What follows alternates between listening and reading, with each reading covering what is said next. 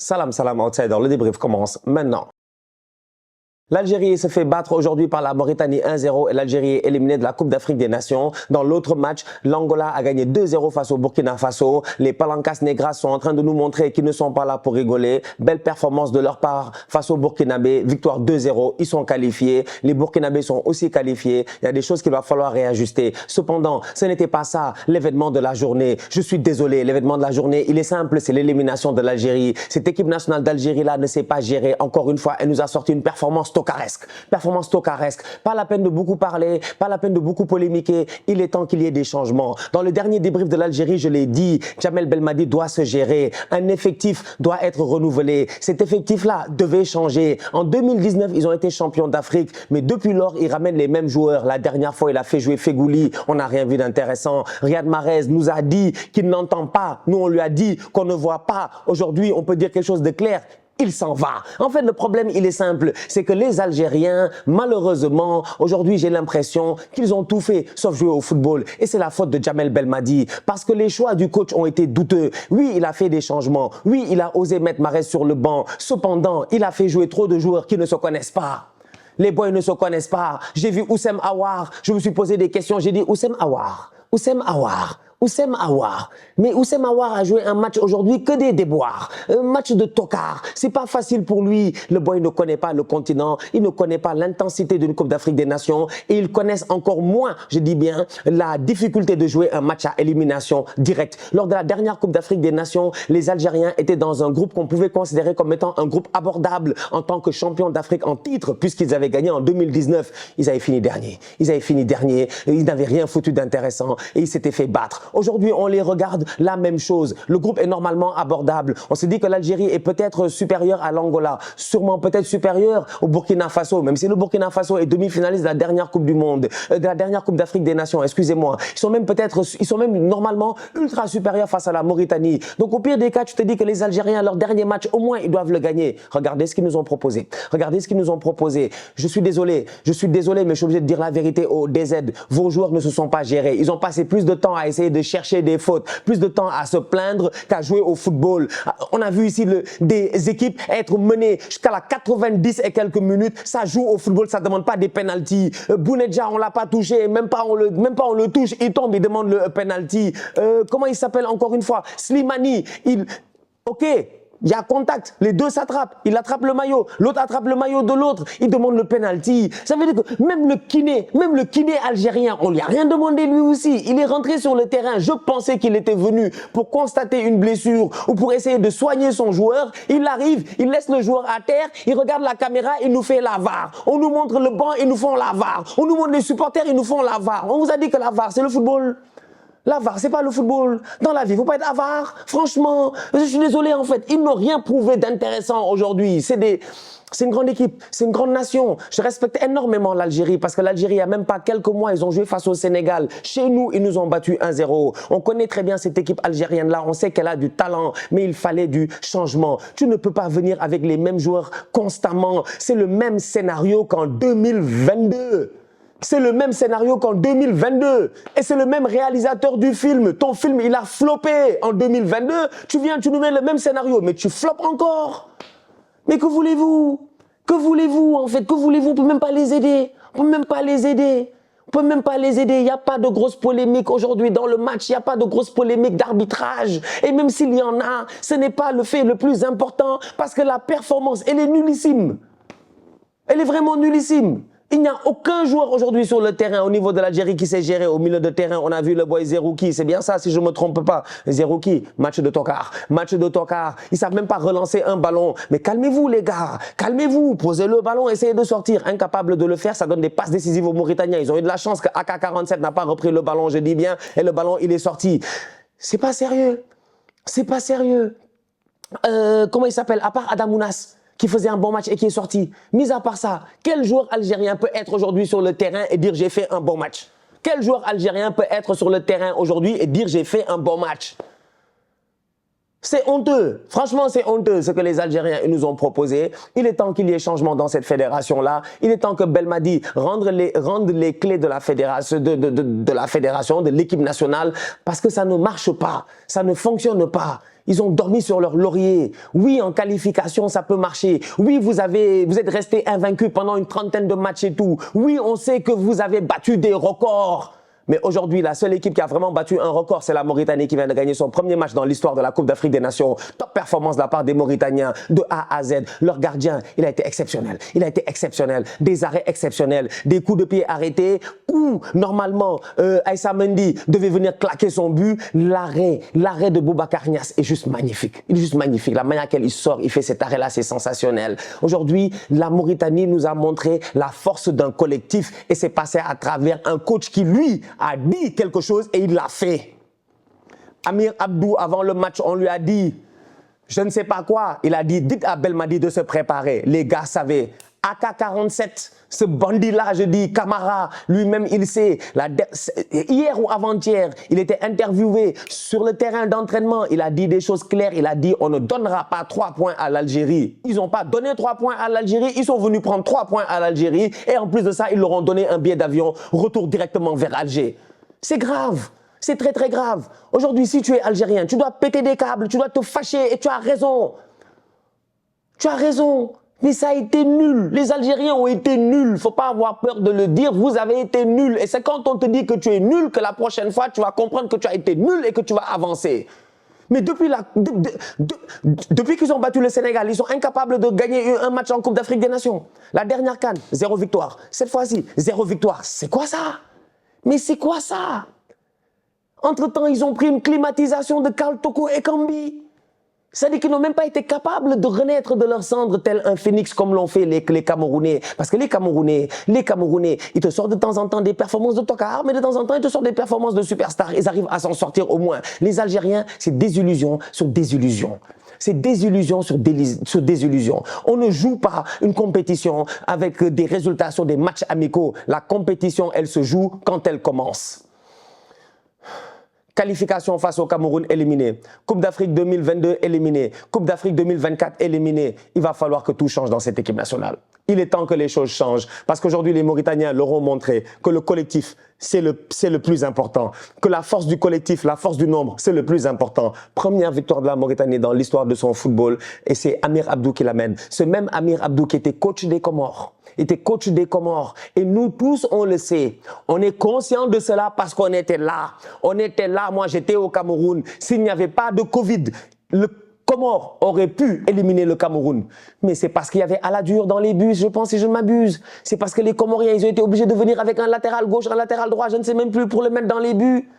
C'est parce qu'il y avait le Covid. C'est parce que les Comoriens, 24 heures avant le match, leur gardien, il est guéri, mais le protocole Covid faisait de telle sorte qu'ils ne pouvaient pas faire jouer leur gardien. Mais les Comoriens ont joué ici face au Cameroun, mais ils ont fatigué les Camerounais. On était là à Yaoundé, nous, à la dernière Coupe d'Afrique des Nations, on l'a vu. Les Comoriens étaient sortis, mais avec un honneur extraordinaire, dans des conditions difficiles. Ce même Amir Abdou est venu, il a pris la Mauritanie et il en a fait une équipe qui est capable de gagner. Ils avaient 0 point. Mais il n'a jamais abandonné. C'est-à-dire qu'à un moment donné, quand tu es un meneur d'hommes, et hier je le disais de Jean-Louis Gasset, il y a certains visages que tu ne dois pas avoir. Belmadi, partout où tu le trouves, il est comme ça.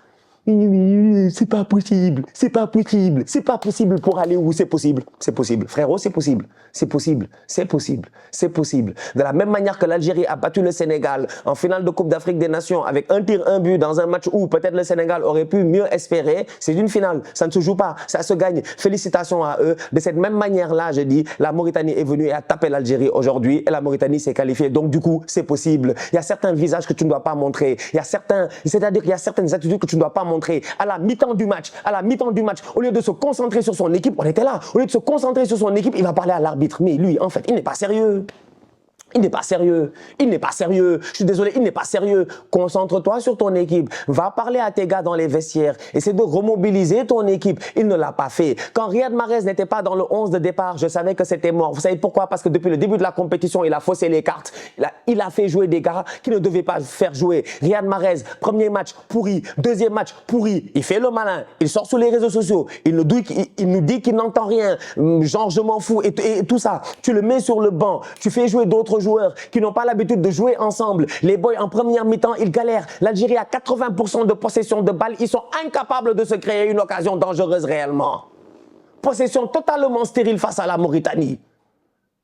Totalement stérile. À la mi-temps, il fait des changements, je savais que c'était mort. Mahrez est rentré. Qu'est-ce qu'il a fait? Qu'est-ce qu'il a fait? Qu'est-ce qu'il a fait?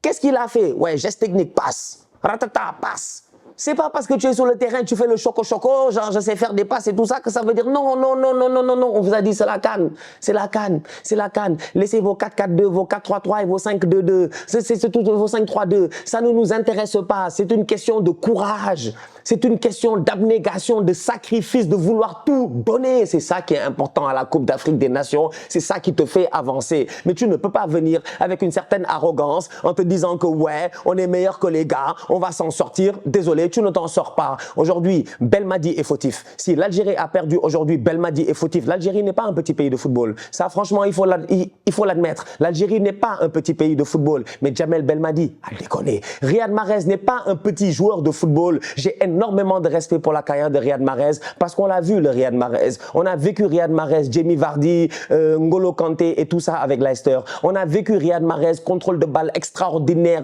des ballons enroulés, Pep Guardiola, Manchester City, tout ça. On l'a vécu ce Riyad Mahrez-là. On a été en admiration devant Riyad Mahrez. Mais force est de constater que Riyad Mahrez, malheureusement, il est tombé dans le tocarisme. Il est tombé dans le tocarisme. Et il y en a quand ils tombent dans le tocarisme, c'est fini, c'est permanent. C'est comme quand Obélix, il est tombé dans la soupe. C'est-à-dire qu'il a pris les pouvoirs magiques et puis c'est terminé. Il n'a plus besoin de boire la soupe. Riyad Mahrez, je doute du fait qu'il puisse sortir de ce tocarisme-là. Je pense qu'aujourd'hui, il vient limite peut-être même de gâcher un tout petit peu son héritage en équipe nationale. C'est dommage. C'est dommage. C'est dommage. Il n'y a rien de positif à sortir de cette rencontre de la part de l'Algérie. Absolument rien. On peut réfléchir jusqu'à demain. Il n'y a rien à sortir de positif dans cette rencontre-là. Absolument rien. Et heureusement que Mandrea a fait des arrêts importants. Heureusement que Mandrea a fait des arrêts importants aussi, parce que peut-être que la Mauritanie aurait pu espérer marquer plus qu'un but. Derrière, j'ai envie de saluer les joueurs mauritaniens qui, depuis le début de la compétition, même s'ils avaient 0 point, ils nous ont montré des choses plus intéressantes que les Algériens. Ça, c'est vrai. On était là, Algérie, Angola, on était là, Mauritanie, Angola, on était là, Mauritanie, Burkina Faso. Mais les Mauritaniens, ils savent jouer au football. Ils savent jouer au football. Leur coach a dit, dites à Belmadi de se préparer. Mais c'était une menace. C'était une menace et la menace est arrivée à exécution aujourd'hui puisque les Algériens, finalement, ils se sont fait éliminer.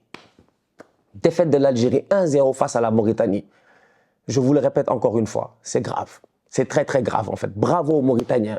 Top performance de leur part. Le numéro 10 là, Boy Cham, mais ils savent jouer au football. Boy Cham, il sait jouer au football. Anne, l'attaquant, il est excellent. Physiquement très fort. Aujourd'hui, Tougaï n'a jamais réussi à prendre Anne. Jamais il a réussi à le prendre. Jamais il a réussi à le prendre. Physiquement parlant, le Boy Anne les a graillés. Je peux même dire en fait qu'il les a traités comme du warga. Comme du warga. Il les a pris, il les a fait. C'était un thé qu'ils ont fait là-bas. Plus de ça, ils ont pris la menthe verte. Puisque c'est les verts. Ils ont pris la menthe verte, je dis bien le nana. Ils ont pris le nana, ils ont mis ça dans le thé et puis ils les ont bu. C'est pas sérieux en fait. Aujourd'hui, c'est pas sérieux. Les Algériens méritent qu'on les vanne. Ils méritent qu'on les vanne. Qu'on les vanne dans les règles de l'art. Parce que nous, on reste toujours dans la politesse ici chez les outsiders. Il n'y a pas de problème. On est toujours dans la politesse même si on te vanne. Mais ils méritent qu'on les vanne en fait pour qu'ils se réveillent. Ils méritent qu'on les vanne pour qu'ils se réveillent. Ils ont trop dormi sur leur laurier en fait. La performance n'est pas bonne. Le collectif n'a pas été bon. Le coach, depuis le début de la compétition, il ne s'est pas géré. Il a fait des choix en début de compétition qui l'ont rattrapé aujourd'hui. Il a voulu changer les choses, mais c'était beaucoup trop tard. L'osmose n'était pas là. Certains avaient la grosse tête. Et le résultat final, on le connaît. La Mauritanie est qualifiée en 8e de finale. Bravo aux Mauritaniens d'avoir réussi dans cette compétition à se qualifier, mais avec honneur. On ne peut même pas dire que la Mauritanie, ils ont échappé, ils ont eu de la chance ou quoi que ce soit. Non, non, non, on était là, on a vu, il ne faut pas nous fatiguer, on était là, on a vu. Les Mauritaniens, depuis le début de la compétition, ils sortent des belles rencontres. Malheureusement, ils n'ont peut-être pas eu la baraka qu'il faut ou j'ai envie de dire les précisions qu'il fallait offensivement et même défensivement dans certains matchs. Mais aujourd'hui, ils ont fait un match complet. Ils ont tous été solides. Comment il s'appelle je ne veux pas écorcher le nom, Yali. Delaï, top performance de sa part. Le Boy Diaw latéral, top performance de sa part. Koïta, top performance de sa part. Même les changements étaient très intelligents parce qu'à un moment donné, Amir Abdou, vers la 70e minute, il se permet de densifier son milieu de terrain avant de faire rentrer AK-47 en attaque. C'est-à-dire que même tactiquement parlant, en fait, il a gagné le match. Même tactiquement parlant, il a gagné le match. C'est grave, c'est très grave. Il faut tout changer là, il faut tout changer en Algérie. La dernière fois, je donnais l'exemple du Sénégal.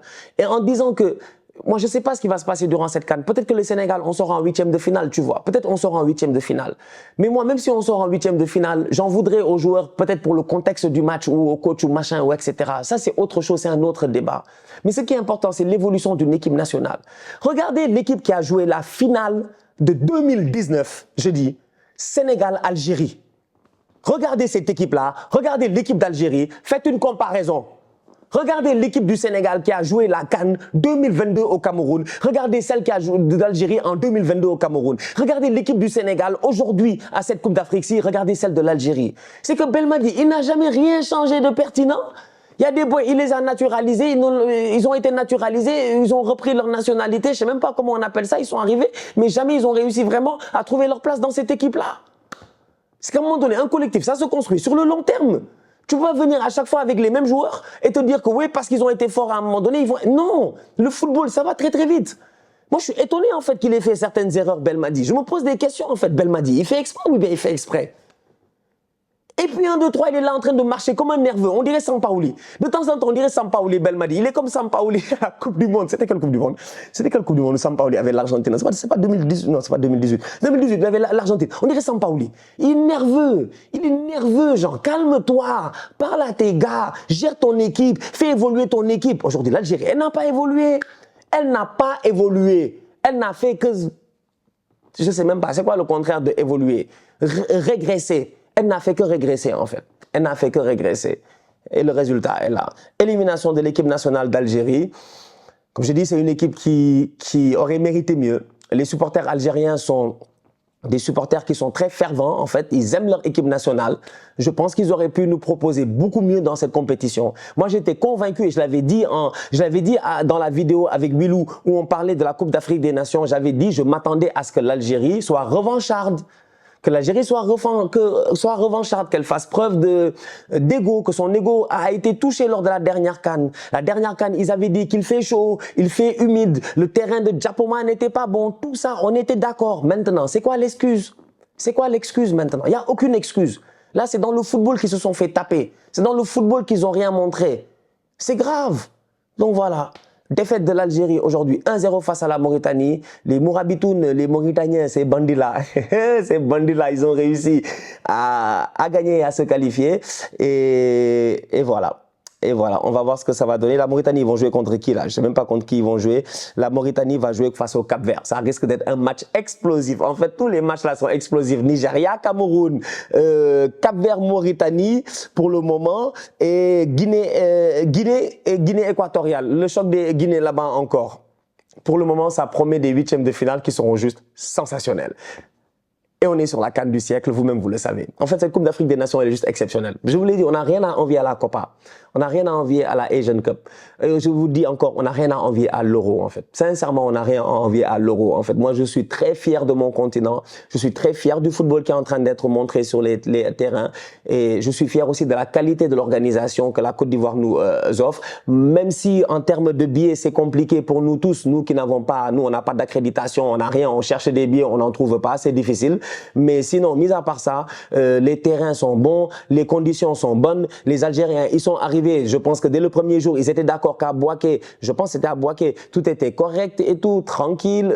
Ils étaient, voilà, les logements, tout était bon. Donc vraiment, toutes les conditions étaient réunies pour que l'Algérie nous propose beaucoup mieux que cela. Mais malheureusement, si à la tête de l'équipe, tu as un tocard qui, dans sa tête, il est toujours en 2019 avec le même groupe avec lequel il a gagné, tu peux pas t'en sortir. La famille, on se capte très très bientôt pour une nouvelle vidéo. Demain, encore une nouvelle journée de fou, peut-être qui nous attend. Je ne sais pas. Les Ivoiriens, ils sont là, ils attendent. Eux, miskin, ils ont organisé leur coupe, ils attendent. Les Ivoiriens en ce moment, ils sont comme les gars qui sont devant la boîte de nuit et qui attendent en fait que la boîte de nuit elle se vide un peu pour que le videur il les laisse rentrer quoi. Parce que le videur il a dit attendez c'est plein. Et ils sont là depuis 1 heure de temps. Bientôt, la boîte va se fermer. Ils attendent. Ils sont dans l'espoir. Ils ont raison d'être dans l'espoir. On ne sait jamais. Il se peut qu'ils se qualifient. Demain, il y a l'Afrique du Sud, tout ça, le Mali, ça, on va voir. Après, il y a le Maroc, la Zambie, tout et tout. Donc, il y a encore, voilà, il y a encore quelques chances pour que la Côte d'Ivoire réussisse à passer en tant que meilleur troisième. On me dit que le Sénégal va peut-être jouer la Côte d'Ivoire. Il y en a qui paniquent. Moi, je m'en fous. Franchement, je m'en fous. En fait, pour être champion, il faut battre tout le monde et il faut battre les meilleurs. Donc, ramenez-nous qui vous voulez. Ramenez-nous qui vous voulez. J'ai même entendu des gars dire ramenez l'Angleterre s'ils veulent. Ramenez l'Angleterre de Bellingham. Ils n'ont qu'à revenir et on va voir, je dis bien, c'est qui est garçon ici. Ils vont lire l'heure bientôt. Donc, nous, on s'en fout en fait. En ce moment-là, c'est la compétition. Elle est comme elle est. Que tu joues un petit ou un gros, ça va être difficile. C'est même pas la peine d'essayer de beaucoup calculer. Limite, je préfère jouer les Nigeria, Côte d'Ivoire, machin, que de jouer les Guinée équatoriale, Cap-Vert et puis tout ça. Tout est compliqué durant cette compétition. Donc, on a hâte de voir ce que demain nous réserve. D'ici là, continuez à liker, continuez à partager. On s'abonne, on s'abonne, on s'abonne. On est ensemble, on reste en santé. C'est le plus important, comme je dis toujours, de rester en santé. Tous outsiders.